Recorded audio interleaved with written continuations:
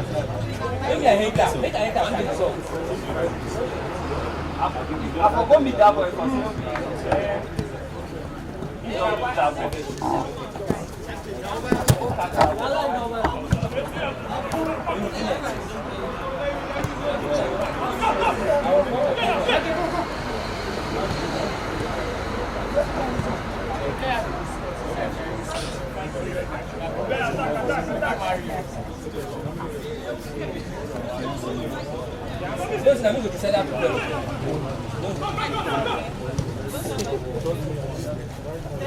Let's go, guys. Nice game, nice game. Peace. Let's go. Guys! Go on, I did go now.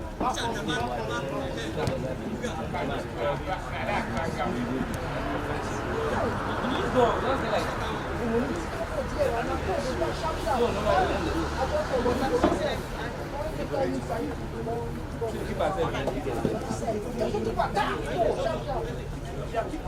no good now. Which keeper no good? Keeper no good. National ball.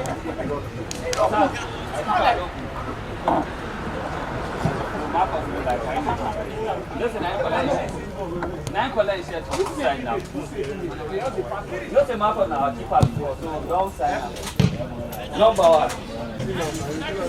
Come here, come here. This is easy.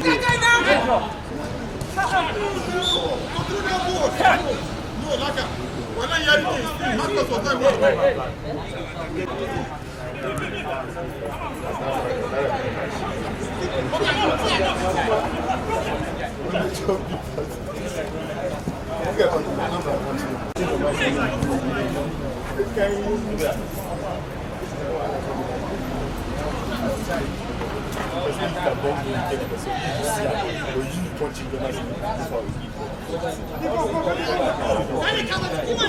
Weapon there, weapon! Oh my God!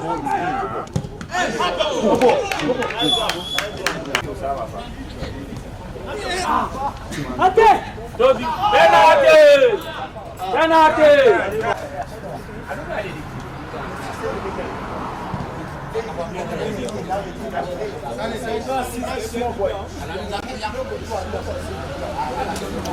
Where be a place? Go now. Go! But you not go wrong. Where play for this?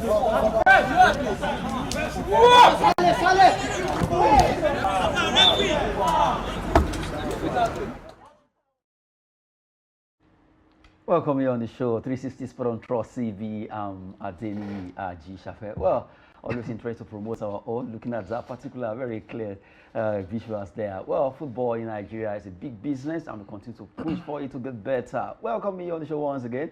We need to run through stories trending the world of sport, and we know that football is a big thing right now across Nigeria. Well, we started on the second tier league football of Nigeria. That's what we call NNL, Nigerian National League, where right now, well, the big hammer is coming from the organizers of that particular league for the fact that they were not happy with what happened between Sporting Supreme and Kada Warriors. The first story has to do with NNL fines Sporting Supreme Kada Warriors over unruly conduct, once on hiding balls. As you don't understand this particular culture of telling ball boys go and hide balls, well, that just have to change in the Nigerian National League.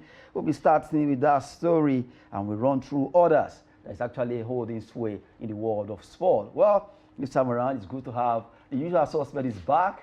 And let's have Imolale Peter is here. Good to have you.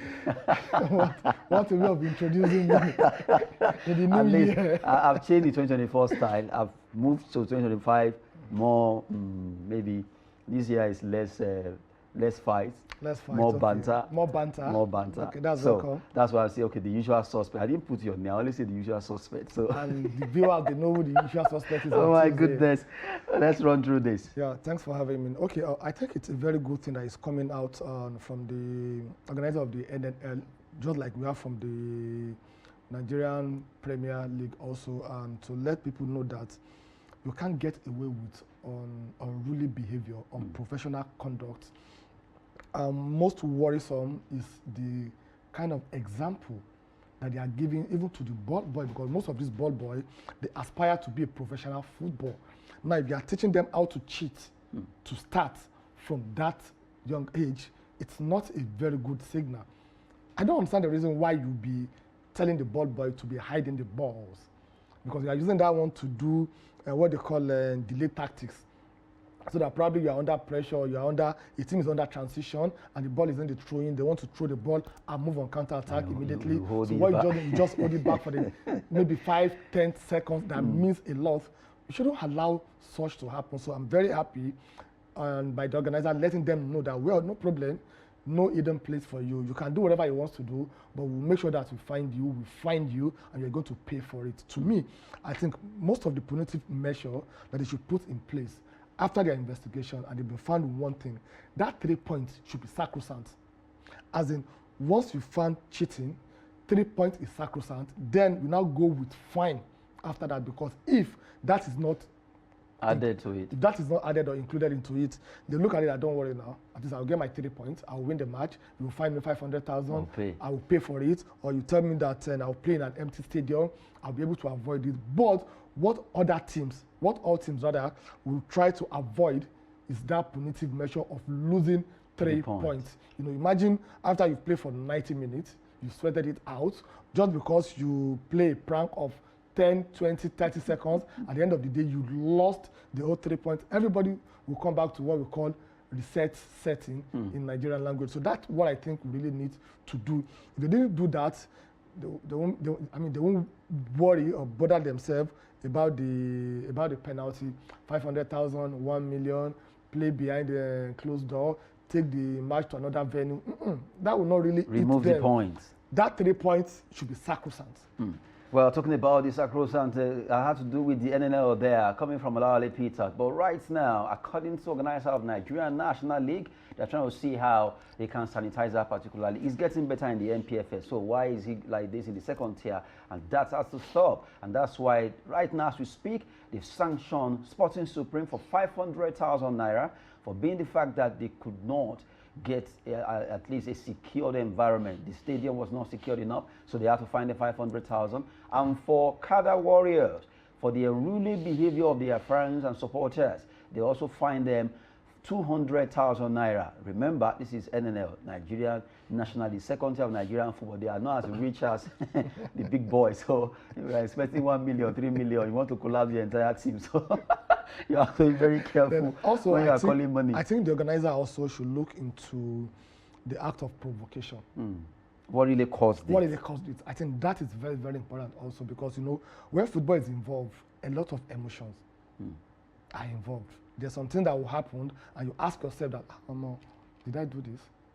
Why did I do this? I'm still sure till tomorrow, a lot of players that did some things, they'll be like, did I actually... It's what they call a reflex action. Zidane will always ask, why did I do this so it's someone that provoked him. Though definitely psychologically you should be able to control yourself, but emotions at times runs. So I think the organizer also should look into what really caused the unruly behavior of the supporters. So it shouldn't be that, because at times they will look at it that, let's provoke them. Let them react. And once they react, both of us will be punished. Just like we saw now, 500,000, 200,000. That's a lot of money to this team. It's a lot of money to them. Of course. So I think the organizer should also look at the act of provocation. Maybe there should also be a penalty. Apart from the unruly behavior, once they find out that you provoke a team, then there should be a sanction for that also. That's why we have to continue to improve on the constitution, the bylaw that govern the football in Nigeria. Well, seriously, looking at the bylaw that govern Nigerian football, we need to get it right. If we continue to project our own, the way we are trying to promote it, at least like we always say in our slogan, documenting Nigerian stories, we cannot get it right if we continue to allow all these discrepancies. So they need to really work on it, and that is why organizers of NNL are trying their best to see how they can sanitize our second-tier league football, and hopefully it will get better. For Sporting Supreme and Kada Warriors, both of them will have to cover some amount of money, and also warning them concerning the issue of hiding balls.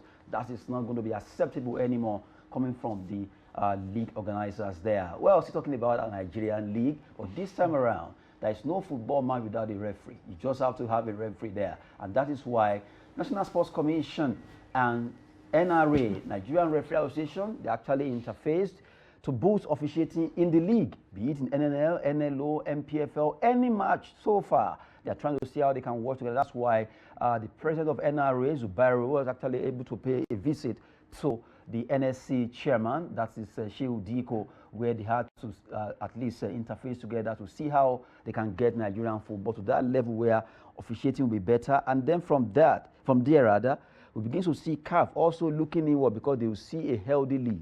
From there, they begin to get color. Okay, so I think we can just summarize this into, let me say, 4 or 5 that they really need to do in terms of their partnership. Number 1, training. They really need to train our referees.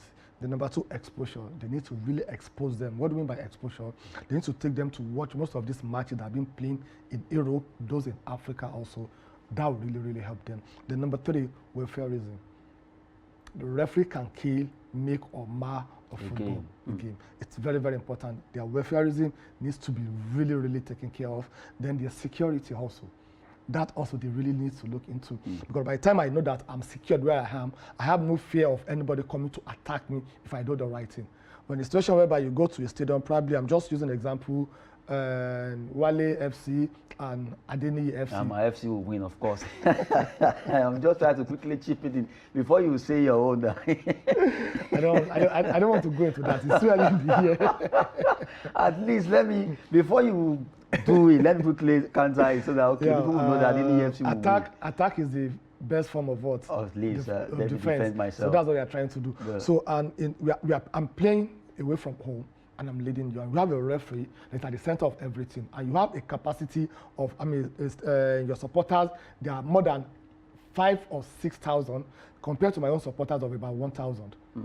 So everybody will be scared of the security. Even the referee himself will be looking at the crowd and, wow, if I do the right thing. So that security is very, very important. So I think if they can do this for training, exposure, welfareism, then security, if they can partner in these 4 areas, definitely take it or leave it. The issue that we normally complain that when they are playing the AFCON, we don't have any Nigerian referee representing us to not be there again, because we have the human resources, we have the people that they have what it takes to really do it. And to be honest with you, if you take Nigerian referees, if you take them to Europe, and you bring the European referees to Nigeria, what we are complaining about the Nigerian referees, those European referees that you bring to Nigeria, they will do the same because of the environment we find ourselves. They will also go into that style. And because of the environment that they will find themselves over there also, they will adjust optimal level. So that's what I think they really need to really do, which I think it is really doable. Maybe although throwing banter anyway, maybe we should just take Europe here and take here to Europe. Well, we're African, we're Nigerians, we believe in ourselves. Let them feel how our league is. I want to see how, I just want to imagine taking some of our pitches to England or Spain. Let them feel it. Let all the stars, let them go and play all those pitches and let's see what happens. All of them retire.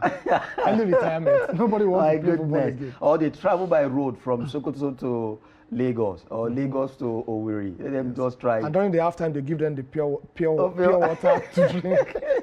Oh my goodness. Let's try to catch some banter in the studio to Olawale Peters, talking about Nigerian sport. And really, we've been talking about 2 things. We're talking about NRA, Nigerian Referee Association, having that interface with NSC, where they actually had a meeting between Shehu Diko and Zubairu, the president of NRA, trying to see how they can work hand in hand and at least get our referee to that level where they will become better. And from there, we begin to see more of them getting that nod from CAF and other competition where they will be able to refer games. And before that, we also talk about Sporting Supreme and Kada Warriors being sanctioned by organizers of the Nigerian National League for the fact that they were unruly, that their fans and also insecurity held sway in that game, and also hiding of balls was part of what happened, and they had to be sanctioned there. From that particular story, well, we have 2 solid Nigerian stories coming there. Although we still have some Nigerian stories, but we're becoming concerned that has to do with transfer and all that. But right now, we have a Nigerian who was able to do well yesterday over there in England. He played for Nottingham Forest. Let's look at that story. Premier League, Taiwo Awoniyi ends 324 days goal drought as Forest trash Wolves. I still don't know. The Wolves live in the forest, or I still don't understand what happened. The Wolves they couldn't get their part, or how? What happened? Okay, I think the Forest is angry with the Wolves, so the Forest now push the Wolves away from the Forest. Then Awoniyi online, they really did well. For Awoniyi, that goal, look at the smile, the laughter after 324, almost a year. Like couldn't get it. Yeah, the smile is like, wow, finally. Thank God, finally I'm back. And don't take it away from Awoniyi. He's a prolific striker. We knew what he did. We saw what he did also when he was at German Bundesliga. That's one thing about when you are moving from one league to another league. You have to be very careful to be sure that the pattern, style of play of the team and the league also suits your style. If not, you're just going to. But I think injury also affected him a lot because last season also he had a lot of injuries. And if you're talking about what is going on in Nottingham Forest now, you have to give it to them. We are talking about a team that in 2002, 2003, 2022, 2023, that they came to Premier League after staying away for almost 23 years. I think they got relegated in 1999. They came back in 2023. They bought 22 players. If you could recall very well, a lot of people were laughing. Players at once. They bought 22 players. And they finished 16th on the league table. Last season also, they finished 17th on the table. So they escaped relegation just by 5 whiskers. Yeah, by 5 points. But if you look at what they are doing now, is the investment of the past 2 years. Those 22 players, when they came then, I recall I said it vividly, that it's a matter of time. If all these players should just get their rhythm together, they'll be a team to beat. They'll be a team to beat. And that's what we are seeing right now. When they started with Liverpool, that the first team that went to Anfield and defeated Liverpool, we were like, Nottingham Forest, is it a fluke? It's not a fluke. The style of play they are playing now, it's more like a massive defense, massive attack. In transition, look at Olaina, look at Elanga. He has really improved. He has really improved. So it's not the Olaina that we used to. I will sit back and be running side by side. He has moved from being a right back to a wing back. You know, there are two different things. So if you're a right back, what you just do is just sit down, attack. I mean, defend the ball. Waiting for you. And waiting. But now you can see the transition. He has scored about 3 goals this season. He has had how many clean sheets? So that shows that they're a team to beat. And for Awoniyi, he needs to do a lot because Chris Wood currently now is scored almost every game or he made an assist. And for him to bench Chris Wood, it will be very difficult. I noticed something yesterday. Sorry to cut you. I noticed the coach was so happy. Espirito Santo was so happy for Awoniyi. The way he hugged him, it was like, finally, yes, you can get this group back. Just believe in yourself. I've given you the opportunity. Now you begin to score. Now that you have this, let it be the opener of those goals that will be coming. It was very obvious. Okay, yeah. I think it's in 2 ways. Number one is like it's giving him the confidence that I trusted you to start with. And now that you've done it, let's keep it going. Then number 2, it is the joy of a coach or a manager to see 2 striker in form. It will be a very good thing for a coach when you have Wood in form and you have Awoniyi in form. And the style of play they do, they have only 1 striker and have a supporting striker. So they don't play 2 strikers at the same time. You only do that when you know that you really need a goal. As in, it's something that, so you hardly do that. So when you have Chris Wood and you have Taiwo Awoniyi, both of them in form at the same time, yes, the coach will smile that, wow, I think maybe I can make the history. Maybe I can finish top 4, top 6, or I can play in Europe next season. So I think it's a very good one for Awoniyi, good one for Lionel, and good one for Nottingham Forest. A good one for both of them. At least they were able to win yesterday. A fantastic performance from Nottingham Forest. They went, actually they didn't go, they stayed. Wolves came to them. At least Forest doesn't move. So Wolves has to come down and they show Wolves how to play football. Congrats to Nottingham Forest. Now, taking us to how the table is standing. What is happening? What are they cooking in Nottingham Forest? As it is right now, let's look at how the table is. And they are really trying their best. Look at it. Arsenal 40, Nottingham Forest 40. On goal difference of 21-10. That's just the luck right now for the Gunners. Seriously, look at it. Nottingham Forest, unbelievable. Nobody is saying this coming. And now they say Nottingham Forest will face Liverpool next, which is very dicey. 6 points behind. Chelsea actually trailing. And you look at, this is unbelievable. Well, this is the beauty of Premier League. and every season you have one or two Surprising teams that will just come out and surprise people. We can't forget when Leicester City came and they won the league. 2016. We are like, how is this possible? And we saw the way Aston Villa also, they qualify to play in the Champions League. We saw what Brighton has been doing also. So that's the beauty of the game. That's the beauty of Premier League. It's all about the investment, what the clubs have invested a lot. Like I said earlier on, what Nottingham Forest invested 2 years ago, 2022, 2023 it's paying season, off now. is what is paying off now, because the team, they play like a team, like a unit. They understand themselves very, very well. This season, they are not active in the market. Last season, they are not active in the market. The last time they are very active in the market was 2 years ago. So it is the team that they had 2 years ago that is transiting now. And if you watch Man City also, when Man City dominated Premier League, it's because they have a team that they understand themselves, that they play as a unit.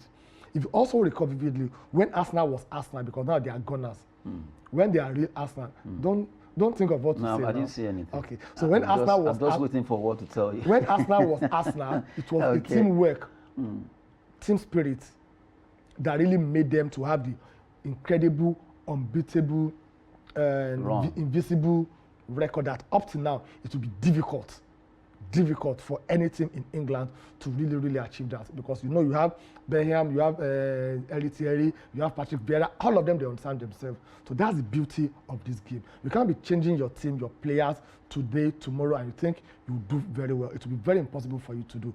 So that's why you are seeing the transition in Nottingham Forest. Don't forget also Newcastle.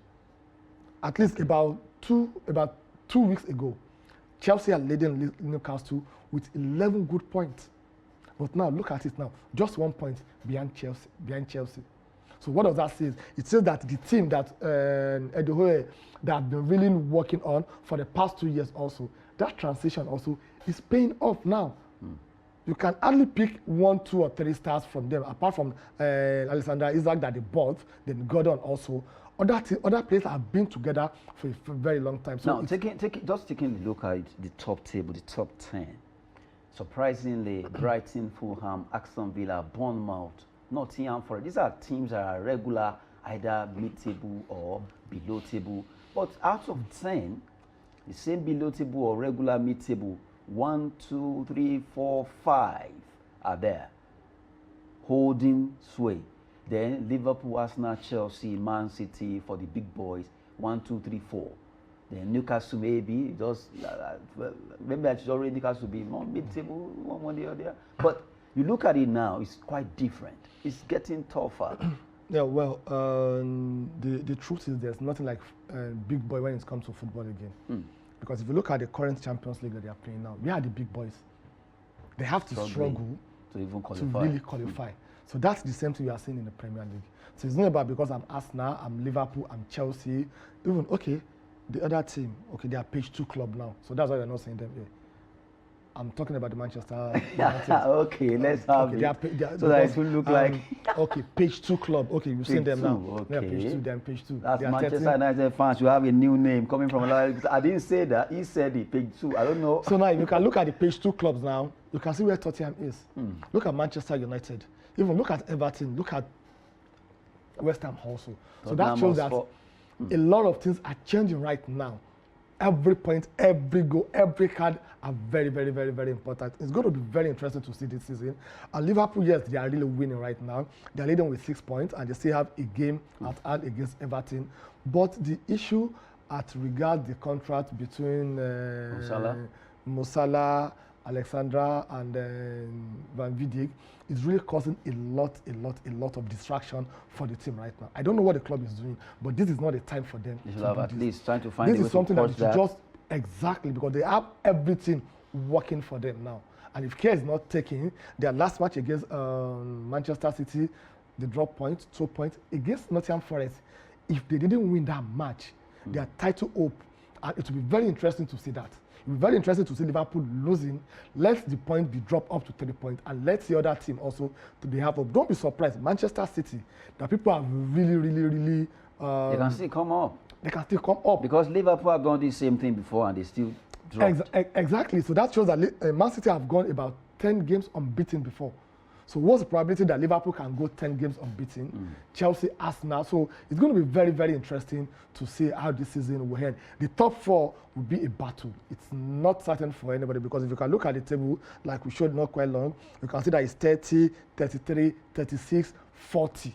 So that means it's just 3 points or 6 points. And most of these teams, they are still going to play themselves. Arsenal is playing Chelsea. Chelsea is playing Newcastle. Newcastle is playing Bournemouth. So a lot of issues will still come up to see how it's going to end.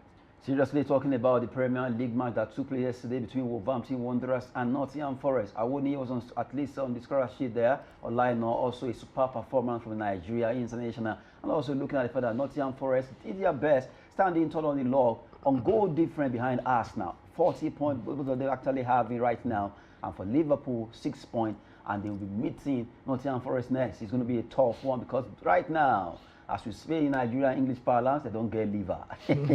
Seriously, they don't get liver. I'm talking about Nottingham Forest, and they want to hold their own against Liverpool. Now, taking that aside, let's go to Italian Serie A, where we speak Latin there. But this time, right, not Serie A.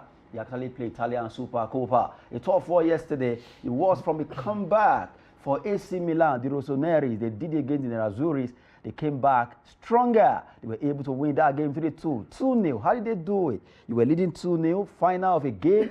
You went to sleep. Your opponent equalized it 2 and also added another one. Theo Fernandez, Pulisic, Abraham, Tammy. They won't forget them in a hurry. History actually written their name in gold for winning this particular cup. Okay, what I'm about to say, I'm sure you disagree with me, but the Chelsea spirit in Pulisic and Tony Abraham is what made Milan to win the match. I agree with you, no problem. You agree with Let's celebrate. No, let's celebrate. You know the reason why I said this is the spirit of we cannot lose it. We can do it. It is really there.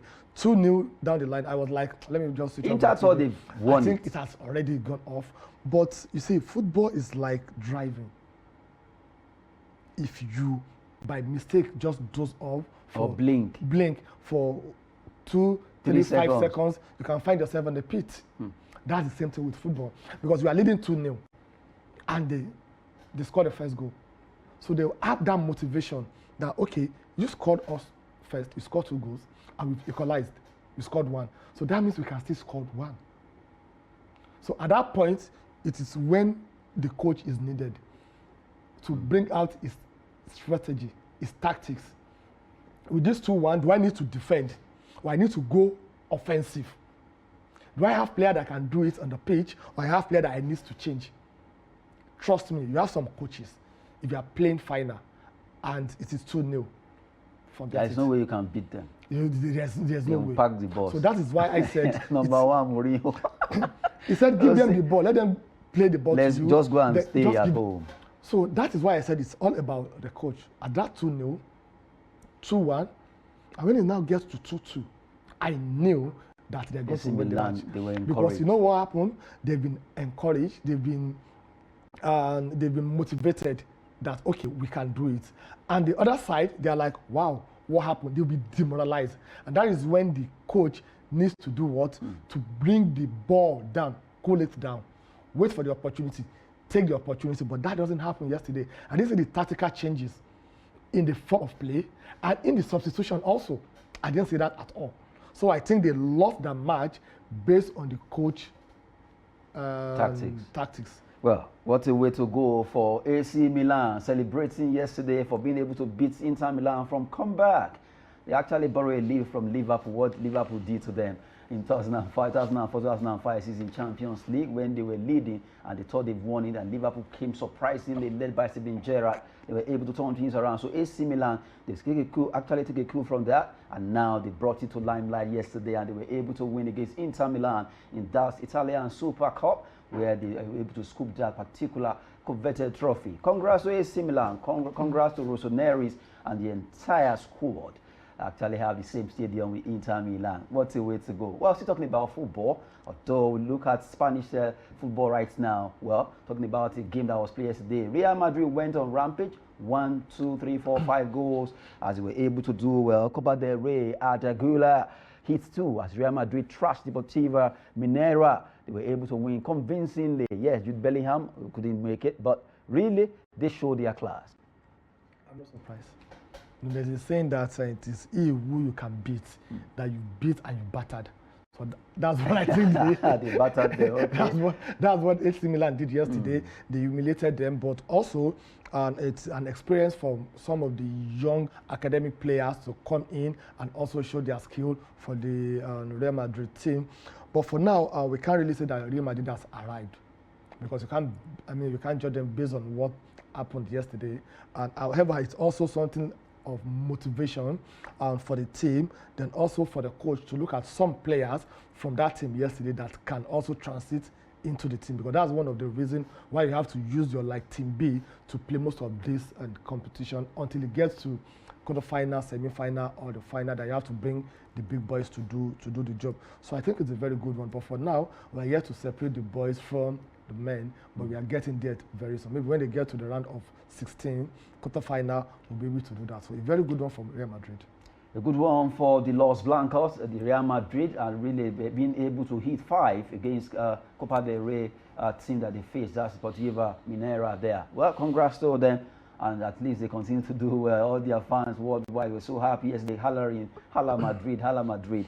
But that's football. But right now, we want to at least look at Nigeria. Some of them are beginning to get opportunities of being able to join other clubs. And we'll start with our own star player, the lady Deborah Abiodun. Mercurial midfielder, if we want to give her our own flower, she has done really well for Super Falcons and also while playing in Nigeria, Nasarawa, Amazon, Rivers Angels, before she traveled to the US to join University of Pittsburgh, where she was able to at least stabilize and get used to the Women's Football League there. But right now, as we speak, Washington Spirit, they've been able to sign her. Deborah Abiodun has joined them, the 3-year deal to 2028. Congrats to her for being able to get this deal. This is a big one for Deborah Abiodun. According to her, she's surprised, and now she's doing so well, taking over. At least she took that particular league by storm, and Deborah Abiodun is becoming a #1 player when it comes to football in Nigeria. You look at the way she plays, almost like JJ Okocha, but really she deserves all the accolades she's getting with that particular contract. Yeah, she deserves it, and it's a result of hard work, dedication, and commitment. And she has served her nation, she has served her country, and she has done very well in the local league. She has done very well with the Super Eagles, and she's very, very skillful, very, very skillful. And I think going to the US league, that is where you can really play a fantastic football for the female. Either you go to USA or you go to China to play your professional football. So I think it's a very good one for her, not only for her, also even for the Super Falcons also, because she'll get more exposure, she'll get more experience, more confidence will come in for her. So, and that will come to also be a very good thing that we will benefit as a nation and as a team as we transit forward in our team. So I think it's a very good one for her. We just pray that an injury will not be a problem, because when you see a player rising up like this and you are injured, other people will not wait for you. So she has to really take it easy, one after the other, and make sure that she do her diet the way it should be done. She shouldn't get there and just forget about what she needs to do to keep fit, because maintaining success is more difficult than getting to that where she got to right now. So I think we wish her all the best. I will continue to follow up with her to see how she translates in her new state. A good one there that has to do with Deborah Abiodun for that particular transition from University of Pittsburgh. Now she's doing well, getting a professional contract with Washington Spirit. And to let you know, in her first year in that University of Pittsburgh, she did well, member of that team. Second year, she even won the best player. The third year, she also did well. Right now, she decided to get that deal, and she'll be smiling to the bank, and the entire family also will be smiling. That's why we are saying, parents out there, guardians, encourage your words. If you see them showing any flashes of in any sport, try to support them in any sport, be it archery, be it taekwondo, be it judo, or even football. Look at her now, a breadwinner of her family, Asisa Oshuala, a lot of them who are really doing so well when it comes to women football, and today they are really helping their families across board in Nigeria. Congrats to Deborah Abiodun for being able to get a 3-year deal with Washington Spirit. Hopefully, she becomes a spirit when she's playing football and begins to win. Okay, talking about Nigerians now, but a particular Nigerian who is right now applying history with Sevilla. He has done well in England, Man City, Leicester, different clubs. But right now, surprisingly, the king of football club in Africa, when it comes to club football, you can't take anything away from Al Ahly of Egypt. Yes, But right now they are showing interest in Kelechi Iheanacho. Is it not? Someone say, what's an infantry? For what? But seriously, Al Ahly of Egypt show interest in Kelechi Iheanacho. Well, it's not a bad idea. It's not what an infantry, I will say it. And like you said, you can't talk about football in Africa without talking about Al Ahly. And maybe it's going to be another way of him to rediscover himself. And like they normally call him when he was at Man City, senior Mankels, you know, and he did very well when he was with Man City. He played 64 times. He scored 20 goals and he made 7 assists. That's a very wonderful record. And he has won almost all the trophies available in England. He won the Premier League, he won the FA Cup, he won the Community Shield. So he has nothing to prove again in England. And currently with Leicester City, when his contract expired, they didn't renew it to 2024. That was in July last year. And he got 2 years deal with Sevilla, unfortunately. And the La Liga spirit is not with him. He has played 9 matches, no goals. It's only in the Copa del Rey that he played 2 matches, he scored 3 goals. So getting to that first team is becoming difficult for him. So that's why the Sevilla himself, they are looking at an option of him going for a loan. But to me, I don't think going to Al Ahly is what he needed right now. Kelechi is still 28 years old, according to his date of birth. Why are you looking at me like that? No, the way you are now putting according, why must you put according? According now is a bit suspicious. Why is it suspicious? I just said... You said it and you are looking at me as if I'm the one that wrote it. But that's what we have now. He said he's 28 years old. Oh my goodness. So, if he's 28 years old, so that means he's still not... How old is Ademola Lookman? 27 years old. So that shows that Kelechi still have age on his side for additional 1, 2, or 3 years. So going to Al Ahly shouldn't be an option for him now. Because you shouldn't be looking at him retiring from football right now. That is if he's actually 28 years old. We have Watford also, that they are very interested in him also. They are also trying to make a bid for him. Premier League has suited him a lot. He has done a lot with the clubs he played for in the Premier League. So I think this is where his agents should come into play. Get a team, get a club in Premier League that can get him on a loan and let him rediscover himself. So he can go back to where he used to hold forth. That's just the truth. Because if you check, there are players that suit, some leagues suit them. Check Sadiq Umar. Yeah. Sadiq Umar thrived in Spanish La Liga. Yes. Much more. I'm sure if you should move away now, Wala go start. Definitely. Look at, what's his name now? Awoni, when he was in Germany. It's that team. And he really did well. And then, meanwhile, there are some players that any team they go, they will shine. I remember when Diego Fala moved to Manchester United, it didn't work. Fernando Torres. So just take a look at that. Something will just happen that you'll be like, is it not this prolific player? What happened? What went wrong? So that's why you don't need to lie to yourself. You have to know where your strength lies. You have to understand the game. Even let's look at Lukaku, for example. Chelsea, Manchester United, Everton, flop. But look at him in Napoli.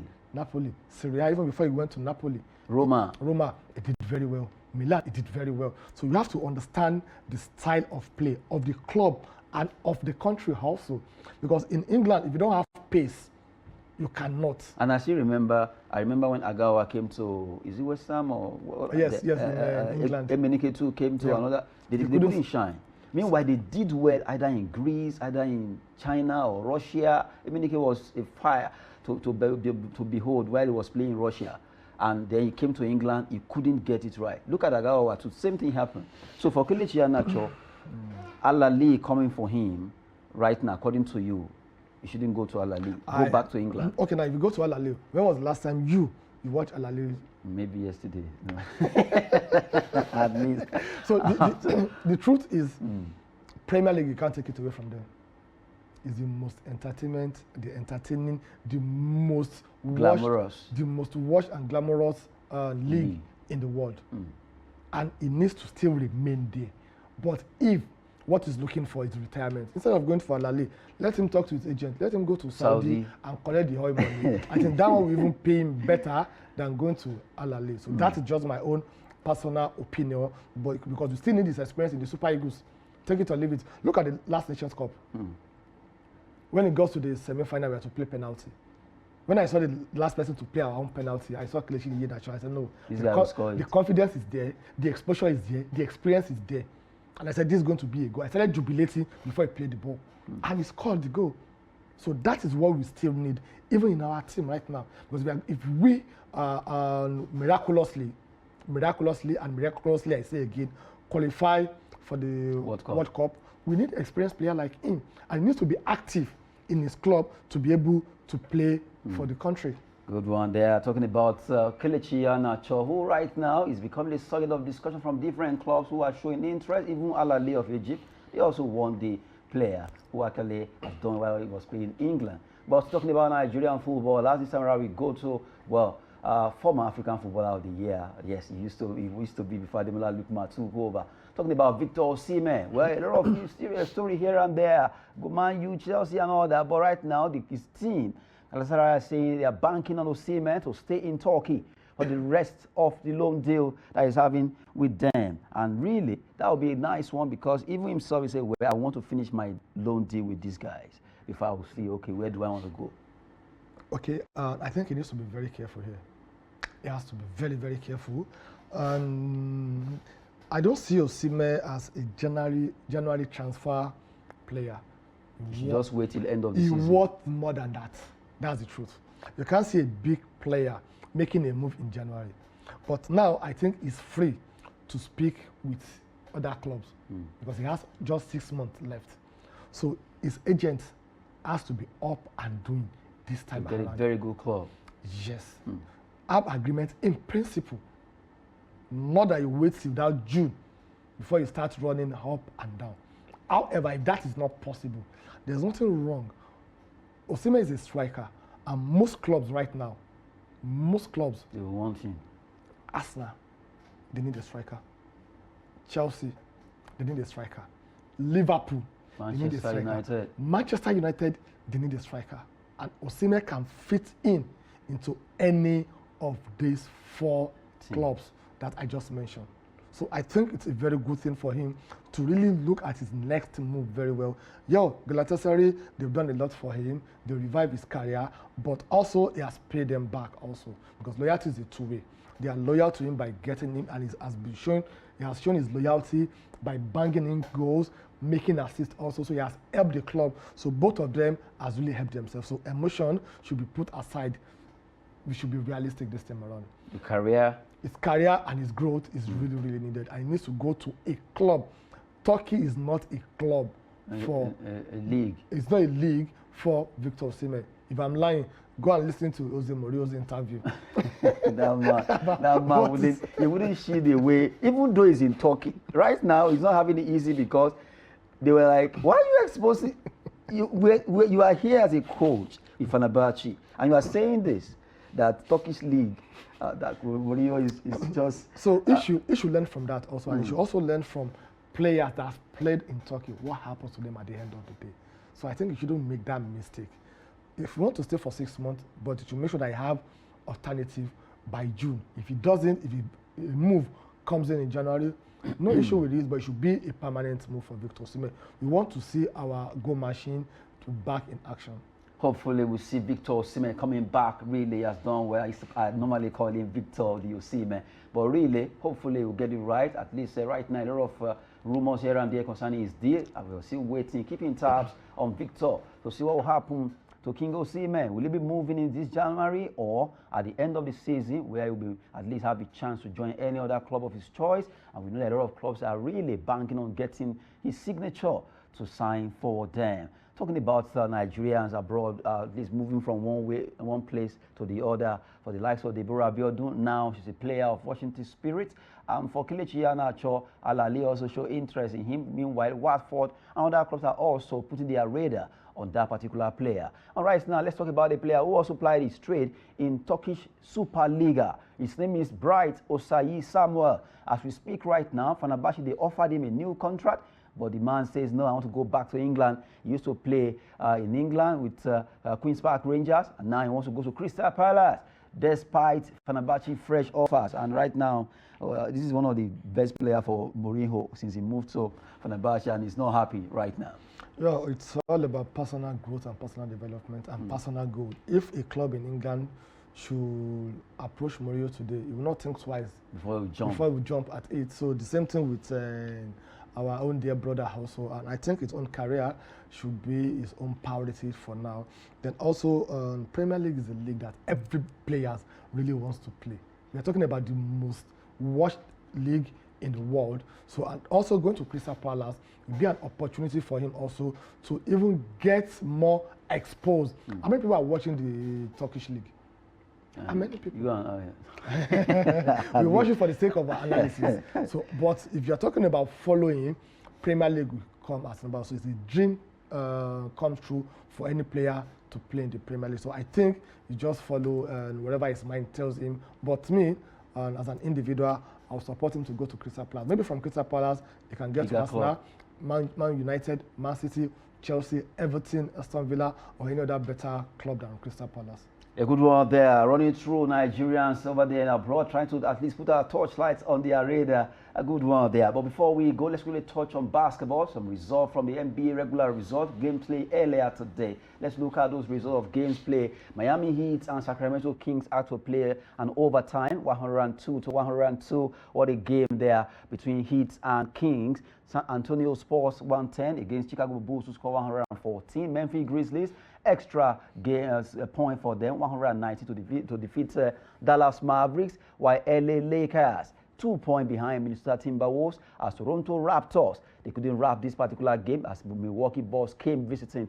They were able to win that game 128-104. Indiana Pacers, they paced up and down and they won that game 113-99 to defeat the team from New York. That's the Brooklyn Nets. Orlando Magic 103, New York Knicks 94. Detroit Pistons, what happened? They got the 3 Pistons at stake and they were able to defeat Portland Trail Blazers. Phoenix Suns 109, beating Philadelphia 76ers to show their ground that they are really a team to beat in that particular encounter. They are in the NBA regular result I've just brought to you to at least give those who love basketball and they want to get some result from it. At least everybody has their own place when it comes to sport. But with us in the studio, with Olale Peters, I want to thank you for at least talking sport with us on the show. Thank you, Adeni, and thanks for having me. I wanted to ask a question earlier, and the way you are talking about Nottingham Forest with passion. Maybe I'm joining them. No, not maybe. Are they your new club? Maybe stylishly, I'm joining Nottingham Forest. Now I'm always following any team that you are underrating. That's my team. So from today, I'm Nottingham Forest. I'm sure Arsenal fans will not be happy with you. The way you dish them. Arsenal fans should know that this is a business we are doing. So the razzmatazz behind this job is to support all clubs. Never mind, we don't have clubs. We support all of you. Chelsea, Eyimba, all of them are our clubs. Just to add some banter to it. But I can see your face is getting kind of red. It's not red. It's turning Liverpool. It's still blue. Okay, what's the way to go on the show? 360 Sport Trust TV with Olale Peters there. Good one. We actually run it together from the entire crew has made this happen. I am Adeni G. But it's always business and fitness. Thanks for watching.